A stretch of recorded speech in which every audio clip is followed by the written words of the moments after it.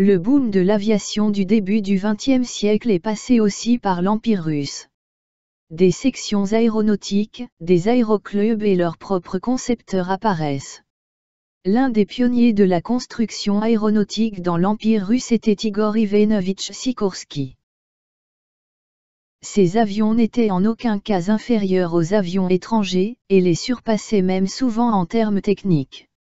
Sikorsky a conçu un aéronef de série à 4 moteurs pour les besoins de l'armée et du transport de passagers. Ainsi, en 1913, apparaît le majestueux Ilya Muromets.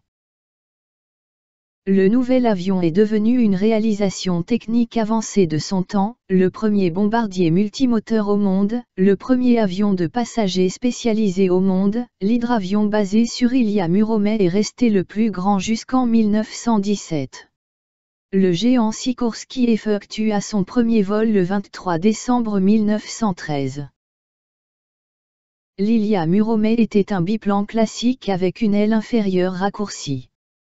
4 moteurs Argus d'une capacité de 100 chevaux chacun ont fourni à l'avion une vitesse de 95 km/h. Plusieurs versions différentes de Ilya Muromets ont été produites, qui différaient par la taille, le but et la charge utile. La version passager offrait un degré de confort sans précédent dans les avions, une cabine passager fermée séparée avec chauffage et électricité. Pendant le vol, les passagers pouvaient même faire une courte promenade le long de l'aile de l'avion. Un total de 76 véhicules de diverses modifications ont été construits. Le nouvel avion a établi plusieurs records mondiaux d'aviation.